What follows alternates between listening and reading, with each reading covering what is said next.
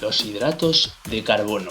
De nuevo, volvemos a hablar sobre el tema alimentario nutricional y esta vez nos centramos en este gran macronutriente y esperemos entender mejor todo lo que rodea al controvertido mundo de los carbohidratos. Estamos en JMX Calisthenics, ¡vamos al lío!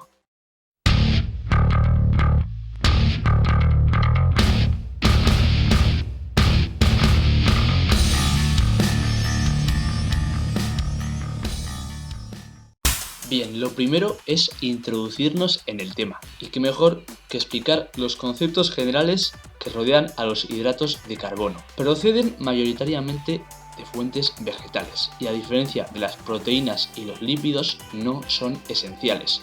Pero eso no quita que sean más o menos necesarios en función, y esto es importante, del nivel de actividad física que realicemos.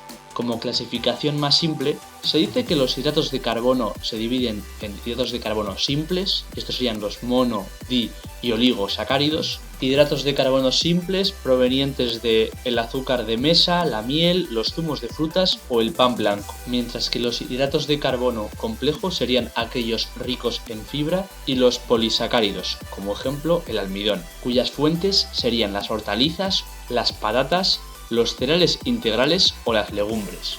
Un factor que está cobrando mucha fuerza es el tema de clasificar un alimento por su índice y su carga glucémica. El índice glucémico es el impacto en la glucemia o glucosa en sangre que tiene un determinado alimento, y la carga glucémica sería el producto del mencionado índice glucémico de ese alimento multiplicado por los gramos de hidratos de carbono que hay en ese mismo alimento. Y aunque pueda parecer un poco lioso, pues estos dos términos representan la combinación de la calidad y cantidad de los azúcares consumidos. A ejemplos prácticos, un alimento con un índice y carga glucémica alta generará un pico de insulina, que salvo condiciones estratégicas como después del entrenamiento, pues no será demasiado beneficioso estimular de manera tan alta a dicha hormona. Y dado que ya hemos mencionado a la amiga o enemiga, depende del caso, insulina, pues tenemos que decir que los hidratos de carbono son los principales estimuladores de esta hormona, que puede jugar en nuestro favor siendo una hormona anabólica, pero que también puede ser nuestra mayor enemiga, dado que detiene la quema de grasa y es también una hormona lipogénica. Funciones de los carbohidratos. Por supuesto, la función energética, puesto que se trata del combustible de uso inmediato, la más barata fuente de energía y de más fácil asimilación.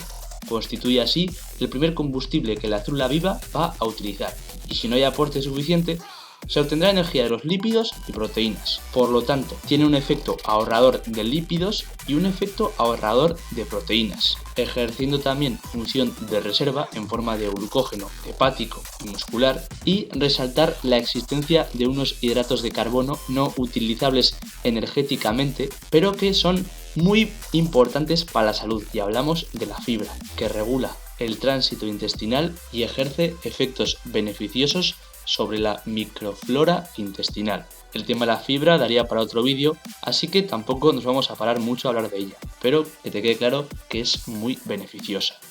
Y ya hemos llegado al tema importante, la clasificación más práctica de los hidratos de carbono, diferenciando unos hidratos de carbono saludables o limpios, hidratos de carbono grises e hidratos de carbono perjudiciales. Puesto que quiero que este vídeo sea lo más práctico posible, espero que al hacer esta clasificación no vuelvas a dudar cuáles son los mejores para tu salud. Y me voy a centrar siempre en alimentos, y dentro de los hidratos de carbono limpios encontramos a las verduras y hortalizas, imprescindibles en tu dieta por su altísima densidad nutricional, siendo fuente de vitaminas y minerales y una alta cantidad de fibra. Se trataría, por lo tanto, de un alimento de una función reguladora y beneficiosa para nuestra salud. Su cantidad en hidratos de carbono es baja, excepto alguna excepción como zanahoria o remolacha, y son también bajos en calorías. Teniendo un bajo índice y una baja carga glucémica, su estímulo sobre la insulina es mínimo.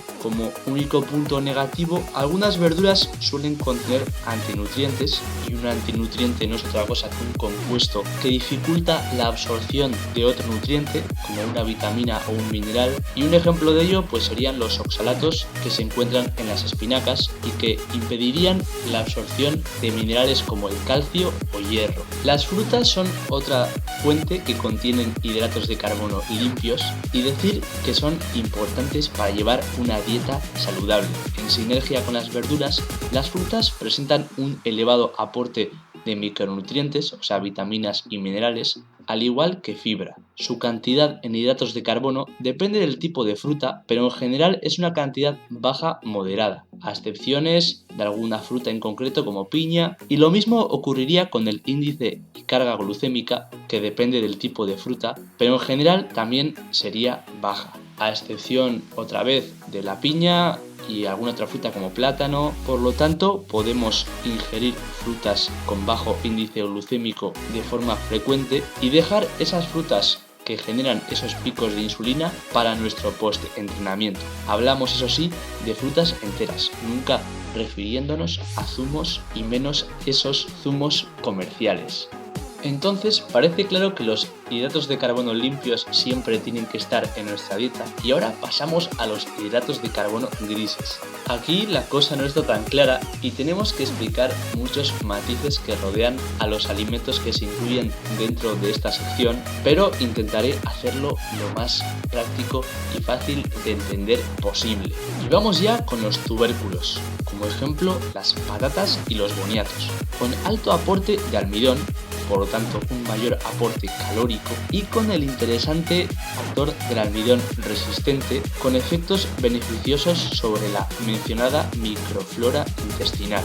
El almidón resistente es la estructura que adquiere el almidón de la patata después de haber sido enfriado. Por lo tanto, podría ser interesante tomar esa patata una vez cocida y enfriada. Pero bueno, esto daría para otro vídeo, así que seguimos. Los tubérculos tienen un buen perfil nutricional y además tienen la ventaja de que son muy saciantes. También tienen un alto índice glucémico y carga glucémica. Y ahora es cuando algunos podréis pensar que por ello no sería un buen alimento. Pero aquí tengo que romper una lanza en defensa de los tubérculos, puesto que aunque tienen un alto índice glucémico, es difícil que únicamente hagamos una comida con solo patata, puesto que siempre la vamos a acompañar con algo de carne o pescado y alguna grasa o vegetal, y tanto la proteína como la grasa como la fibra de los vegetales reducirían este índice glucémico y carga glucémica. Y así pues podríamos ingerir patatas en cualquier comida del día. Y si encima queremos beneficiarnos de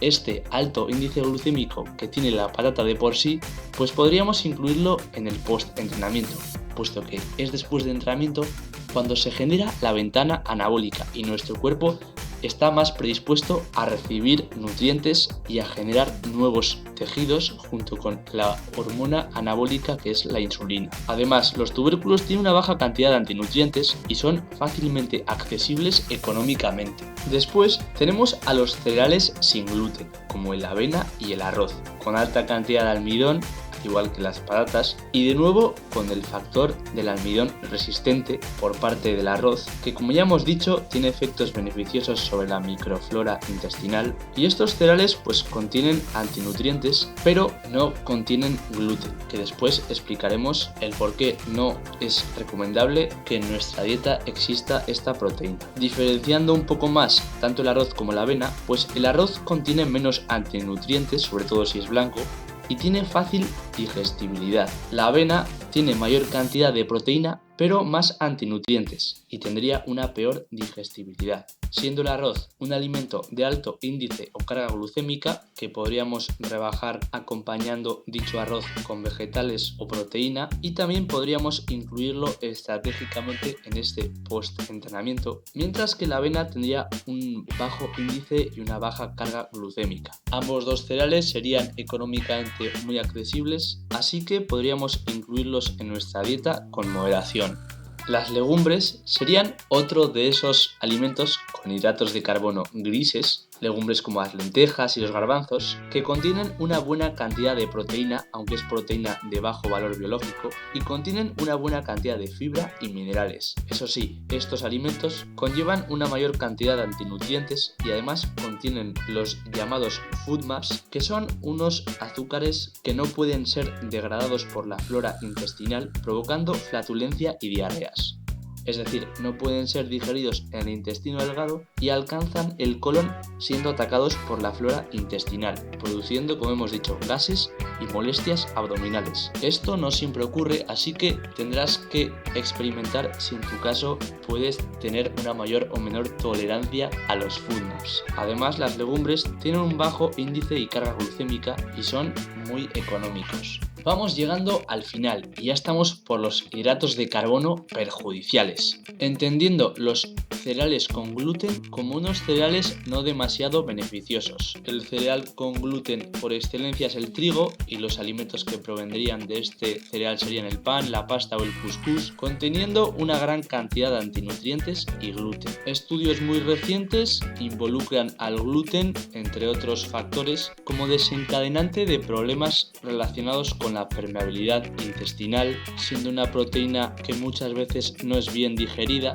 y que llega al intestino delgado desencadenando una reacción inmunitaria inflamatoria que no solo afecta a los celíacos. Se habla ya de la sensibilidad al gluten no celíaca, que explica cómo todos somos en mayor o menor grado intolerantes al gluten. Puede ser que en tu caso estés totalmente hecho a digerir el gluten, pero también puede ser de esa parte de la población que no llega a digerir bien toda esa cantidad de proteínas provenientes del trigo. Aquí serás tú el que decidas sustituir este cereal por otro menos agresivo o seguir con una dieta que conlleve gluten. Mi recomendación ya sabes cuál es. Además, los cereales con gluten tienen un bajo aporte de micronutrientes, aportando algo de fibra, eso sí, y almidón, y además tienen un alto índice glucémico y carga glucémica. Está claro que un plato de pasta o un bocadillo de vez en cuando no va a suponer ninguna diferencia, pero no creo que haya que consumir habitualmente alimentos como pan, pasta u otros derivados del trigo. Y aunque puedas creer que después de demonizar al cereal con gluten no hay nada peor, lo cierto es que los productos procesados provenientes de cereales e hidratos de carbono simples son todavía más dañinos. Y hablo de los cereales de desayuno, azúcares, galletas, bollería, repostería, pizzas, refrescos y otros zumos comerciales, presentando una altísima cantidad de azúcar, harinas refinadas y también grasas de mala calidad en muchos casos. Su aporte nutricional es nulo, conteniendo las famosas calorías vacías, y además muchos contienen también gluten y alta cantidad de antinutrientes. Su índice glucémico y carga glucémica es elevadísimo y en muchos casos nuestro cuerpo no puede asimilar tanto azúcar. Sería el caso de los refrescos y bebidas azucaradas y lo almacenaría directamente como grasa, aumentando así el riesgo de diabetes, obesidad y síndrome metabólico, puesto que una ingesta excesiva de hidratos de carbono se transformaría en grasa por la síntesis de novo y se acumularía en el tejido adiposo. Por lo tanto, ayudarían a que pueda aparecer la mencionada obesidad y dislipemias. Los azúcares fermentan fácilmente en la boca y pueden producir caries, entre otros muchos problemas como acabamos de mencionar. Recomendaciones. Lo primero es valorar tu nivel de actividad física. Tendrás que ver si tu actividad es ligera, moderada o alta, si haces deporte a diario, semanal o si eres una persona sedentaria, y en función de ello podrás incluir más o menos hidratos de carbono. Como recomendaciones, como ya digo, generales, tendrás que incluir abundantes hidratos de carbono limpios en tu dieta, siendo las verduras y las frutas principales protagonistas, sobre todo verdura, y los hidratos de carbono grises podrás incluirlos con moderación y serían ideales después de entrenar. Aquí también tendríamos que diferenciar entre una persona más delgada o ectomorfa o una persona que con más facilidad para acumular grasa, y en el primer caso, siendo ectomorfo, pues podrías incluir bastantes más hidratos de carbono grises, pero si eres una persona endomorfa tendrás que incluirlos con moderación y aumentar su cantidad después de entrenar, siendo entre los hidratos de carbono grises el arroz y la patata los mejor posicionados. En cuanto a los hidratos de carbono perjudiciales, deberás limitarlos por todo lo que acabamos de mencionar anteriormente. Y dado que somos humanos, pues podrás incluirlos en esas comidas trampa o cheat meal el día libre de tu semana para quitar ese mono y no renunciar a la vida social y familiar. En cuanto a las recomendaciones oficiales, pues estas incluyen ingestas de hidratos de carbono muy elevadas, teniendo en cuenta sobre todo que la población es mayormente sedentaria, y sí es cierto que en la última guía alimentaria 2015 ya se empieza a hablar de ingesta de hidratos de carbono en función de tu nivel de actividad física. Eso sí, los cereales con gluten siguen estando en primera línea y seguramente en el futuro empezaremos a saber más sobre el gluten y sobre los inconvenientes de los productos procesados, ricos en azúcares, harinas refinadas y otros ingredientes de mala calidad. Espero que después de este vídeo te haya quedado más claro cuáles son los hidratos que más te benefician o que más te pueden ayudar en tu dieta, y no olvides darle al like y me gusta si te ha servido y has aprendido algo más con este vídeo. Desde JMX, nuestro más emotivo saludo y nuestro agradecimiento por estar ahí, por apoyarnos. Un placer para mí estar aquí con vosotros, cuidaros mucho y nos vemos en el próximo vídeo.